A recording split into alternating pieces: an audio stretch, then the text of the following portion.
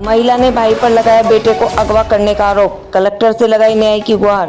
बेटे को child line में छोड़ने का आरोप, बेसहारा महिला ने भाई पर की साजिश रचने की शिकायत। कोटा जिले के रेलवे कॉलोनी थाना अंतर्गत बबीता ने आज जिला कलेक्टर को ज्ञापन सौंपकर अपने ही भाई परमानंद पर गंभीर आरोप लगाए। बबीता ने बताया कि उसके पति का निधन कई वर्ष पूर्व हो चुका है और वह अपने दोनों बेटों के साथ किराए पर रहकर जीवन बिता रही है।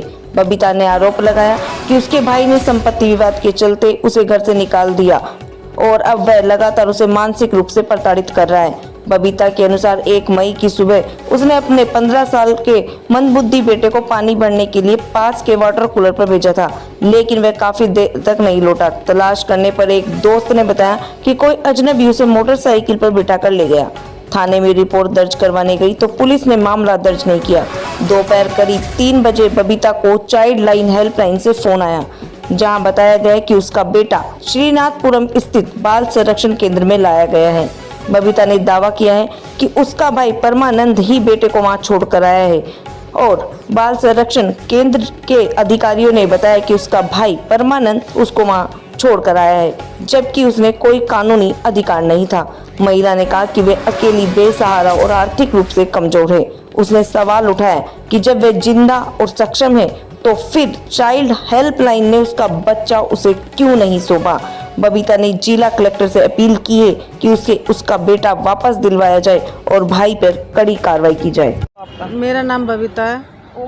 उम्र 46। पिताजी का नाम? स्वर्गीय बाबूलाल। कहाँ रहती हो? शिवाजी कॉलोनी। क्या मामला है आपका? मामला ये है कि 2021 में मेरे पापा की डेथ हो गई थी, तो मेरा भाई परमानंद सबको निकालने लग गया, मारपीट करके सबको निकाल दिया। तो ठीक है, निकल गए सब। तो मेरे पापा ने मेरे पास कागज़ रख रखे थे मकान के, तो निकालने के बाद मैं 21 साल की उम्र में विधवा हो गई थी। तो इन लोगों ने मेरे को साथ में रखा, पूरा साथ में रखा। 2021 में सब लोगों को निकाला, लास्ट में मेरे को भी निकलना पड़ा, इतना मजबूर कर दिया। एसपी के पास जाना, कहाँ ये रिपोर्ट, मेरी आए दिन रिपोर्ट डालने लग गए। तो मेरे को आखिर में हार के निकलना पड़ा। फिर मैंने बंटवारे का दावा कर दिया। तो उस मकान पे, दोनों मकानों पे स्टे लग गया। स्टे लगने के बाद में ये जो मेरा सामान रखा था पर्सनल, उस कमरे का भी इसने ताला तोड़ दिया। तो मेरे सामान की स्थिति क्या है क्या नहीं है ये भी मेरे को पता नहीं है। उसमें मेरा 2-2.5 लाख रुपए का सामान है। अब उसके बावजूद भी मेरे को आए दिन परिवार डालता है। अभी कल मैंने लड़के को भेजा पानी लेने के लिए, तो वहाँ से मेरा लड़का गायब हो गया।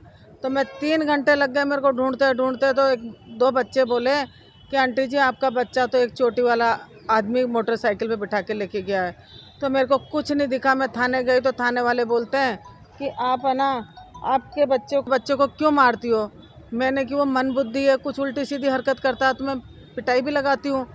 तो क्या ना, हमने तो उसको वहाँ भेज दिया। मैंने कि एक बार मेरे से तो पूछते। कौन था वो कहने वाला? थाने में।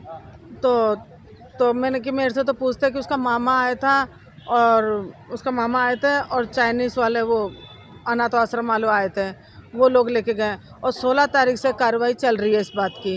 मेरे को पता नहीं था कि 16 तारीख से कार्रवाई कर रही है लोग।